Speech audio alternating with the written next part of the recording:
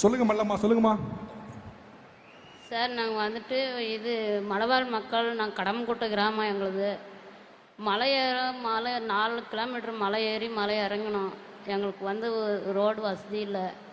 அதனால் வந்துட்டு நாங்கள் இது ஒரு குழந்தைங்க கன்சீவாக இருக்கிறவங்கெல்லாம் அவ்வளோ சீக்கிரம் வந்து ஹாஸ்பிட்டல் மருந்து மாத்திரை பார்க்க முடியாது. அதனால் வந்துட்டு சார் வந்து என்ன சொன்னாங்க, இது சார் வந்துட்டு சரி இப்படியெல்லாம் ஒரு கொடூரமான இடத்துல இருக்கிறாங்களே, அவங்கள என்ன பண்ணுறது அப்படின்னு சொல்லிட்டு அவங்களே வந்து பார்த்து இப்போ ரெகுலராக வந்து பிபி மாத்திரை எல்லாமே செக் பண்ணுறாங்க, எல்லாமே பார்க்குறாங்க. நான் வந்து கன்சீவாக இருந்தப்போ சார்கிட்ட சொல்கிறது கூச்சமாக இருந்து சொல்லவே இல்லை. சரி நான் சார் வந்தாங்கன்னா போய் ஒளிஞ்சிக்குவேன், என்ன பண்ணுறது அப்படின்னு ஒளிஞ்சிக்குவேன். எப்படி சொல்கிறதுன்னே எனக்கு தெரியல. அப்புறமா சார் என்ன பண்ணார், என்னடா நம்ம ஸ்கூல் பக்கத்தில் இருக்கிறம்மா, நம்ம வர்றப்பெல்லாம் ஒன்றுமே எங்கே போகிறாங்கன்னே தெரியலையே, எதனால் போகிறாங்கன்னு ஒன்றும் புரியல அப்படின்னு சொல்லிட்டு சிஸ்டருங்களை விட்டு என்னை பார்க்க சொன்னாங்க. பார்த்ததுமே சிஸ்டர் வந்து என்னவோ அவங்க முகமெல்லாம் வீங்கிருக்கு, கை கால் வீங்கிருக்கு, அவங்களுக்கு வந்து ப்ரெட்டு கொஞ்சம் கம்மியாக இருக்குங்க சார், என்ன பண்ணுறதுன்னு ஒன்றும் தெரியல, அவங்கள பார்த்தே ஆகணும், பாவம் 7 குழந்தைங்கள வச்சுக்கிட்டு அந்த அம்மா என்ன கஷ்டப்படும், அவங்களுக்கு வந்து எந்த வசதியுமே இல்லை, நம்மளே தவிர நம்ம யாரும் பார்க்க முடியாது அவங்கள வந்து அப்படின்னு சொல்லிட்டு அவங்களே பேசிக்கின்னு வந்து சார் என்கிட்ட எதுவுமே பேசலை, அப்படியே குட்டோடு இறங்கி வந்துட்டார். வந்து பாதி வழியில் வந்துட்டு சரி நம்ம இப்படியெல்லாம் அந்த அம்மாலே கூப்பிட்டா வராது, பயம், ஹாஸ்பிட்டல்னாவே எங்களுக்கு பயம், காட்டிலே இருந்ததுனால எங்களுக்கெல்லாம் பயமாக இருக்கும், சாருங்க நல்லா வெள்ளையாக ஷர்ட்டு போட்டுன்னு வந்தாவே எங்களுக்கு பயம். அதனால் வந்துட்டு நாங்கள் என்ன எப்படி நம்ம போகிறது அப்படின்னு எங்கள் ஊரில் எல்லாமே பேசுவாங்க. நம்ம இங்கே இருந்தால் கூட நம்ம ஹாஸ்பிட்டல் போகக்கூடாது, என்ன பண்ணுவாங்களோ ஏது பண்ணுவாங்களோ அப்படின்னு பயம் நிறையா பேருக்கு எங்கள் ஊரில் இருக்கிறவங்களுக்கு. அங்கே வந்து யாருமே வர்றதில்ல, மலை ஏறி 4 கிலோமீட்டருக்கு மேல் வரணும், மேடு ஏறி. அதனால் வந்துட்டு சார் இவ்வளோ இதே இடத்துல நம்ம இப்படி வந்து கண்ணில் பார்த்துட்டு நம்ம விட்டுட்டு போகக்கூடாதுன்னு சொல்லிட்டு கலெக்டர் சார் மூலமா போலீஸ் பாதுகாப்போடு என்னை கூட்டின்னு போய் தருமபுரியில் வந்து என்னை காப்பாற்றி இந்த நிலைமைக்கு நல்லா பண்ணி விட்டுனுக்குறாங்க. இப்போ நல்லா இருக்கிறேன் நான். உலகத்திலேயே போலீஸ் பாதுகாப்போட மருத்துவமனைக்கு போன ஒரே ஆள் நீங்க தான்.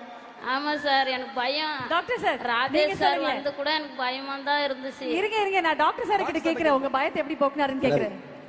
இவங்க மல்லம்மா வந்து 45 வயசு இவங்களுக்கு. இவங்க 10வது பிரசவம். 7 குழந்தைங்க உயிரோடு இருக்காங்க. 10வது பிரசவம் வெளியே சொல்ல முடியாம மறைஞ்சிருந்தாங்க. நீங்க வரும்போது மறைஞ்சிருந்தாங்களா? ஆமா. என்ன பண்ணுவாங்க? நாங்க செக்கப்புக்கு வந்து அந்த ஊருக்கு போகணும்னா 4 கிலோமீட்டர் மலை ஏறி தான் போகணும், யானைக்காடு. மாதம் அங்கே நம்ம டீமோட மொத்தமாக போவோம், ஏன்னா பயம், யானை பயம்ன்றதுனால டீமோட போவோம். அந்த மாதிரி ஒவ்வொரு டைம் நம்ம போகும்போது முன்னாடி தகவல் கொடுத்துருவோம், இந்த மாதிரி இன்றைக்கி டீம் கேம்புக்கு வரோம், யாராவது உடம்பு சரியில்லாமல் இருக்கிறவங்களாம் வந்து அங்கே இருக்க சொல்லுங்கள் அப்படின்ட்டு. நான் தகவல் கொடுத்தா இவங்க ஒளிஞ்சுப்பாங்க. நீங்கள் வரும்போது என்ன பண்ணாங்க? நீங்கள் உள்ளே வரும்போது என்ன பண்ணாங்க? ஆக்சுவலாக இவங்க அந்த பாறை பின்னாடி போய் ஒளிஞ்சுப்பாங்க. ஓகே.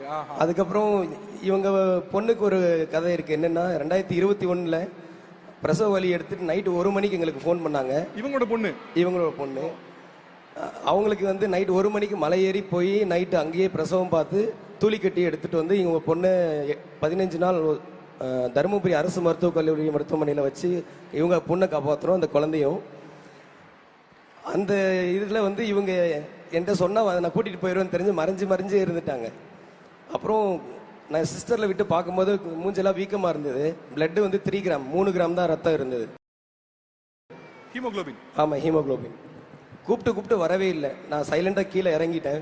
கலெக்டர் சார், மதிப்புக்குரிய மாவட்ட ஆட்சியருக்கு ஃபோன் பண்ணி, சார் எங்களுக்கு ஒரு இஷ்யூ இருக்குது, போலீஸ் சப்போர்ட், ரெவென்யூ சப்போர்ட் வேணும் அப்படின்னு சொல்லி கேட்டு காலையில் 7 மணிக்கெல்லாம் மலைக்கு போயிட்டு கூட்டிகிட்டு போயிட்டோம். ஆனால் டாக்டர் 3 கிராம்னா ரொம்ப ஆபத்து இல்லையா? அனிமிக் ஆயிடுவாங்களே. அந்த ஆபத்து ஒன்று என்ன சொன்னாலும் கேட்கல, பயம். ஆனால் இத்தனைக்கும் அவங்க பொண்ணை நாங்கள் தான் காப்பாற்றணும். நான் தான் என்ன கூப்பிட்டாலும் வரவே இல்லை. அவர் 4 கிலோமீட்டர் ஏறி இறங்கணும். இவங்க விட்டுட்டு வந்துட்டாங்கன்னா இவங்களுக்கு மீதி இருக்க அந்த 6 குழந்தைங்களே பார்க்க முடியாது, யாருமே கிடையாது. கூலி வேலைக்கு போகணும், 50 ரூபா 100 ரூபா தான் ஒரு நாளைக்கு சம்பாதிப்பாங்க. அந்த மாதிரி இருக்க சூழல் இருக்கிறதுனால அவங்க வரவே இல்லை. அப்புறம் பண உதவியும் செஞ்சு கூப்பிட்டு போயிட்டு அட்மிஷன் பண்ணி பிளட்டு போட்டு குடும்ப கட்டுப்பாடு சர்ஜரியும் பண்ணி சார் 10வே கொஞ்சம் டேஞ்சரஸ் நம்பர் தான் சார். அதனால இவங்க இப்போ எல்லாரையும் பாத்துக்கிறாங்க.